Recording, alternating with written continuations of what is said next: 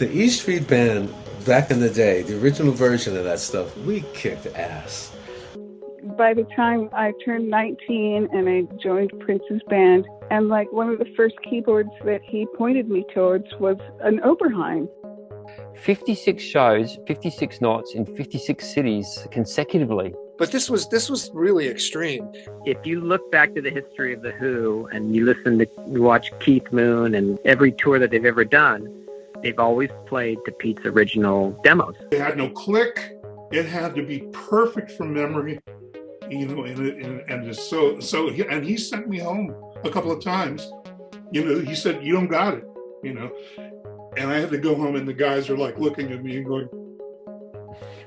And we were sitting there together, and we looked at how far we'd come and what we'd achieved. And he said, "You know, you're funny. You know, I walk out there and everyone's throwing roses at me, but you don't want the same things that I want." And I said, "I know, mate. That's probably why we get on so well." Stay humble.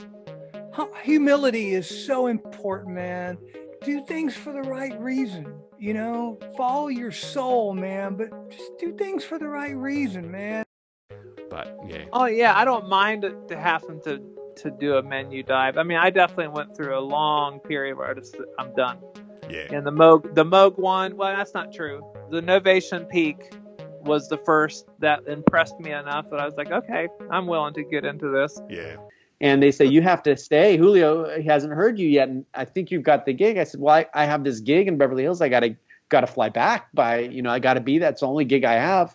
And they said, well, if you don't stay, you lose the gig. And I tried to call and cover the gig, and I called the singer. I said, I got your gig covered, no problem. I sent the guy and she just started weeping. I think the first song we did was Hanging Around, and he actually had to stop because it was still obviously very raw, because he's been in the band 20 years, you know, he knew Dave very well. Making Brothers in Arms in Montserrat was a fabulous time, and of course we made a good album as well. From Brooklyn, and I walk in there and there's these guys in spectacular clothing, all with a different color hair and boots like that high, and this is like in the middle of the week, and I don't know where the fuck I was.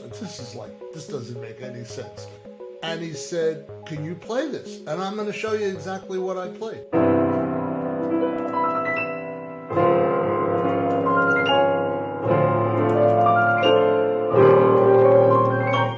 I would say the two best things that I would group is obviously if you get across to the audience and when they start showing you some love, that really does buoy your spirits and make you feel like this is good. This is good. The other thing is having that incredible cerebral connection with the guys that are on stage playing with you, man, where you all know where you're going in the same place. But it was also very frustrating in these days. I love, right around Toto 4 is when they made me some slaves where I could go and, what I told the guys I was doing was, hey, I'm just going to try out my parts. Don't worry, I'll do it in the studio with all of you guys around and the engineers sitting there and all that. But I just want to test out some things first. Well, they wound up using every single thing I recorded. And it dumped out 20,000 gallons of water onto the stage and into the pit. There was supposed to be a performance the next day. It just took time. I used to overplay, and I would be playing like the octaves or whatever. He's like, Jenny, you're in my zone. Like, back off. Let me play the bass. You find your space. Don't play with the guitars, at least especially don't play with the zhung, tika-tika-dung. Don't do that. I want you to take your right hand and sit on it for 6 weeks and do nothing but play an F blues bass line. I knew and loved and respected and enjoyed the work of Hart from when I was a kid. But I never would have thought, I certainly wasn't like trying to work my way into that scene. For the 10 years before I got the call from Nile Rodgers, I was not performing music live, certainly, as my primary source of income for any of those years. I was doing other things. He made me feel comfortable and he made me feel at ease, and he had a kind of almost Buddha-like smile. I'm sure he won't mind me saying that. And he just looked very chuffed to be there backstage, and he just spoke to me, you know, like a peer, and I really respect that. And when he called me to ask me to join Kansas, I asked him if I was welcome into the songwriting and that aspect of the band as well, because I knew that the band was doing new music. He said, absolutely, but show us what you have. It's a little scary, but it's also a little empowering because you're just like, here's my shit, deal with it, you know? In the early days, I was nervous and anxious, and I have I ever written a keyboard solo? Do I solo keyboards live? No. Terrified of that stuff. A lot of my early playing is very safe. And I hit the keyboard, and instead of a delicate piano, it's the worst kind of 90s rave synth you've ever heard.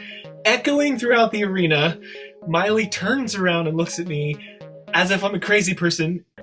If you do it right, you should be proud of what you did and be confident. Not that you need a pat on the back or you need reassurance or anything, but don't undercut your own worth. To me, when I'm on stage, it just gives me an understanding of how I need to produce a record. You know what I mean? Or when I'm working with different producers and collabing with other producers, and just, you know, it just gives me a perspective, you know.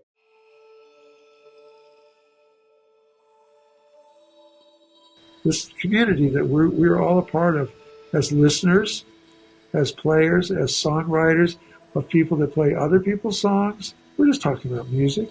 That's all. And I'm just like, yeah, that's like getting like Jacques Cousteau to clean your fish tank, bro. It's like, it's just crazy. Yeah, Epitaph, and we played it in the key of B instead of E, and my brain had, they knew the whole song inside and out, so I was like, oh, that's pretty easy. I think it doesn't matter what level you get to, whether the success is marked by, you know, your numbers and you know, how well you're doing on a poll, or something within yourself about achievement.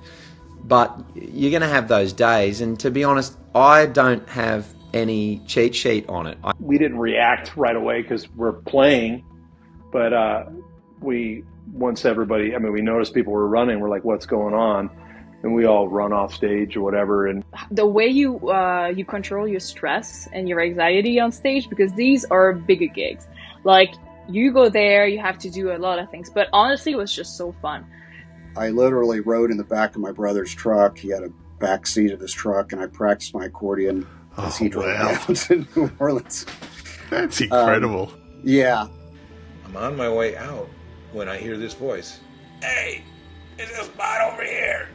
Get over here, kid. You know, it's Count Basie. And in Radio Way, it's about keeping plates spinning, you know, to get a hit all round. You know, you can have a hit in Chicago, but it's not a hit in Miami. So, and if it's a hit after that, that doesn't make any, they've got to be all spinning at the same time. And, you know, as soon as I got the gig, I was looking up every interview that I could find, you know, with Steve Pete talking about, you know, the setup and everything, and just trying to wrap my head around how am I going to, you know, accomplish this. And I had a big problem because Herbie was playing the piano, acoustic piano on my song, but we wanted the Rhodes. You know, I started off in a glam rock band. And we know how the songs go. You've got 3 chords. They're probably majors and minors. That's it. And I remember standing outside with Debbie. She was just like smoking a cigarette in the stage door alley. And these 2 ladies walked by just mid-conversation. And they were on their way to the show, and they just like saw us. And one of them just started screaming uncontrollably. Hopefully, I mean, I know that everyone, you know, the musicians and the crew noticed what had happened. I'm hoping the audience didn't massively notice, but that was a horrible moment for me. And festivals, and you know, playing Glastonbury, and just these really huge festivals with tons of people as far as the eye could see. So you know, that's pretty much the difference. But when it comes down to it, you know, you're still up there with a bunch of folks, you know, making music. And as a songwriter and as a producer, I know when not to play, which I think is just as equally, especially in a band like that. You got 2 phenomenal guitar players. Sometimes it's just grab the B3, glissando, keep the common tone on top, know when to change the the fundamentals to get a different sound here. Be dynamic. I mean, I love all the crazy jazz stuff. I mean, I love it. But I like to, connect, try to make music that ordinary people can like. And it's just like that embarrassment, that shame, that's like the worse than the look of death, from the band leaders. You got to admit the band's pretty tight. Maybe not. Privileged to be asked to come and do this show because I spotted some of my heroes on your website. It was really fun to do it in kind of the best way to do it. Like this is, Roger sort of invented, Pink Floyd who sort of invented the... But the whole concert was me just like trying to get these contact mics to be microphones, just like touch, like it was like I was doing a game of Operation, basically. It was phenomenal. But here's the thing why I paused before telling the story is that it was one of my favorite concerts. For me, it kind of clicked that we have a worldwide audience, that we can fill giant venues across the world. The whole theater, probably like 1,000 people. I don't know how many people go to these Broadway shows. The actors, the whole cast, they're like, what just happened? Like, oh my God. The whole show, you probably couldn't have made a worse mistake. Something's not right here. And I couldn't quite I didn't know what the hell was going on. I played some single notes at first. And then I realized, oh my God, this Hammond is up a minor third from what it's supposed to be.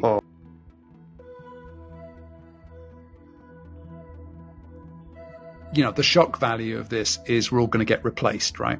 It's going to take over. It's going to decide that we need to become extinct and so on. Among artists, the shock is, where's the work going to go? If somebody can just use an AI instead and not bother hiring me, how am I going to make a living? I got in such a tiz and convinced myself it was terrible and awful playing and embarrassing, and I had humiliated myself, all this stuff.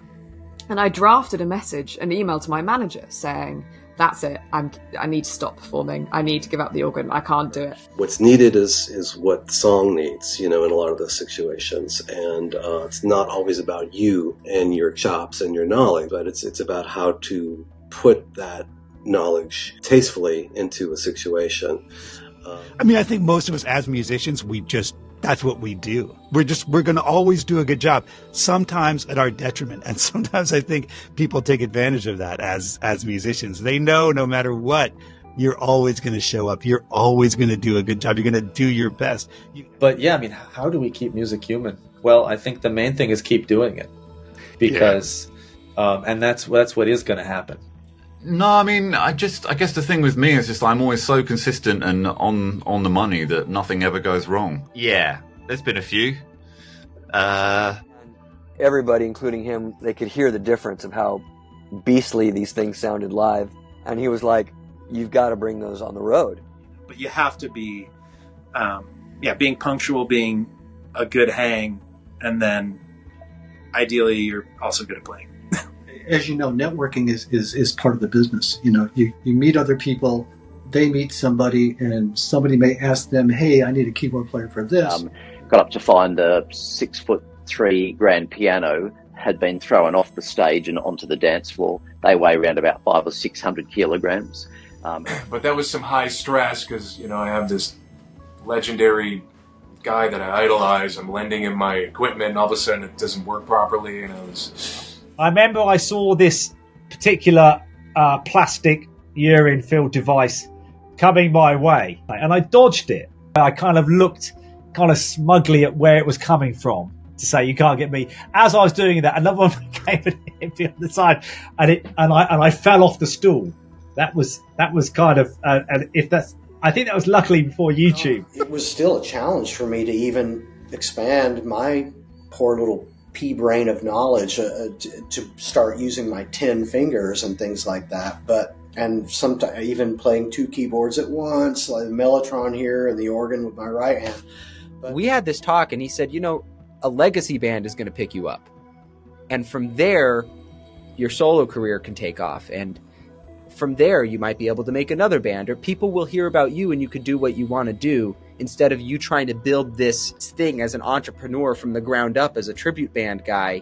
But I knew I was going to record the record on a Steinway Model D, 12-foot concert grand in a concert hall. And, you know, it's technically the same instrument, but you're pretty far apart from the piano, the upright in your living room to that. I told people back in New York when they were kind of amazed to hear that I was going to be the editor of a country music magazine. I said, yeah, it's weird because to me, you know, the word country means like a vacant lot in Queens. That's country. So, but I learned how to schmooze and how to, you know, what the Opry was all about, this kind of thing. So, you know, you adapt, you do what you can. No one had heard of him. We hadn't heard of him. I got the track to learn. You know, we're going to play. And I heard the track at home and went, holy shit, this is amazing. Yeah. And then you meet Andrew and you meet the guy and he's incredible. And you're going, this guy is going, I hope, if there is any justice to this world, this guy, and he's the most humble, nicest guy, needs to be a superstar. Even the teacher I had in Iceland, my piano teacher, he banned me from playing by ear. He banned me from tapping my foot to keep rhythm and so forth. Above all, have fun with everything you do. It has to be fun. Because if you don't have fun or, you know, feel that you're creating something, if you deliberately try to write a hit, forget it. I think at a certain point in my career, I realized that nurturing the creative spirit was more important than anything else. And wherever it's on a piano or a guitar, it's you know, it's pure. It's like, it's beautiful. Just let that come out somehow.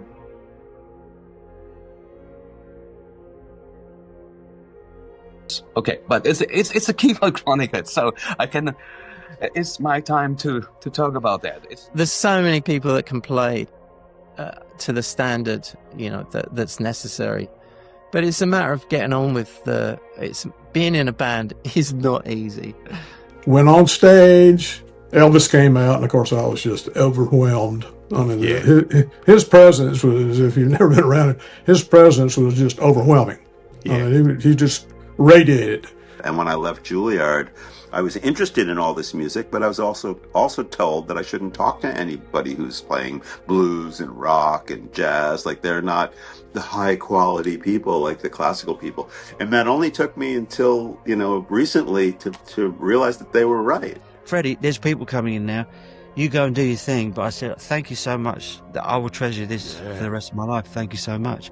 They want to suck you dry and then move on to the next thing. And they don't give a shit about you making a living. There are artists I've worked for that are just broke. And it's wrong. It's wrong. Money. And I never thought about money, and I still don't. I never even thought about it once. I swear. I never thought about it. I never thought about having to make a living. I just, like, this is what I do, and this is what I'm doing. Fire. I remember David Gilmour sort of ambling up to me as we were about to launch into Arnold Lane and leaning over and saying, you know, I've never played Arnold Lane with anybody else but Rick before. I hope you're all right. So we had to, like, learn every song in 4 keys. And so, you know, the challenges of splits and all that kind of stuff when it comes to that. I was playing 4 different keyboards with pedals. And everyone was going, oh no, Jeff Beck, if Jeff Beck calls, you need to get into the studio. And so I was a bit intimidated because I was thinking, oh, but he was such a lovely guy. I'd like to think I do a pretty decent job of it, which is combining organ and other patches at the same time. 90% of the show exists on one of 3 patches. I'm not that in love with my music. It might sound like a sin, but I truly don't. I mean, I love what I do, but I also love what I learn from other people.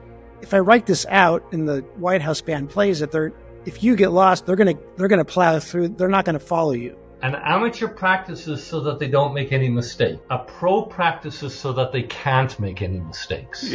Yeah, I've really lent into my original stuff. I think that's really important, because otherwise I probably wouldn't feel very fulfilled. I was asked to become the musical director, which after thinking 5 seconds, I said, of course. Doc stops and looks at her with those Jedi eyes and says, not very good.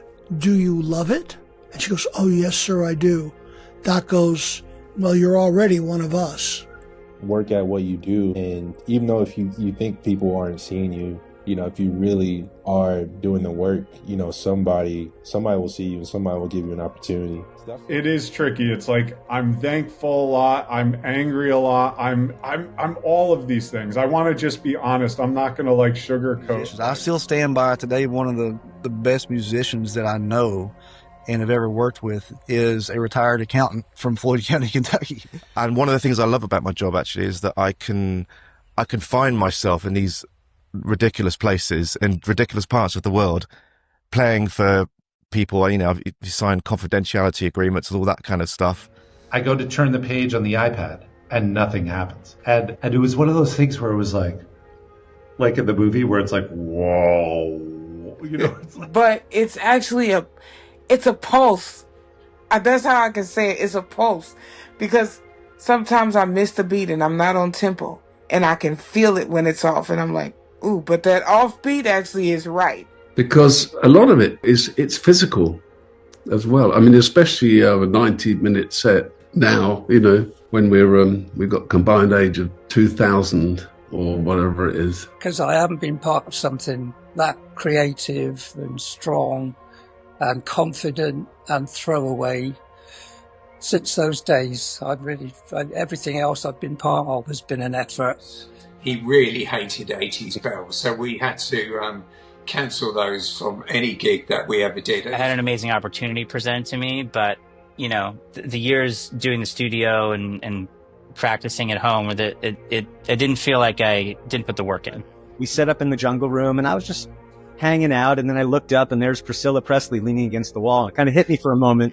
And in those days, the festivals were absolutely completely mad. I mean, really punky, lots of spitting, throwing beer, throwing stuff, chucking stuff, and I wouldn't want to do it now. There's really no better feeling than being on the same word of the same paragraph on the same page in the same book with a group of people who all get it.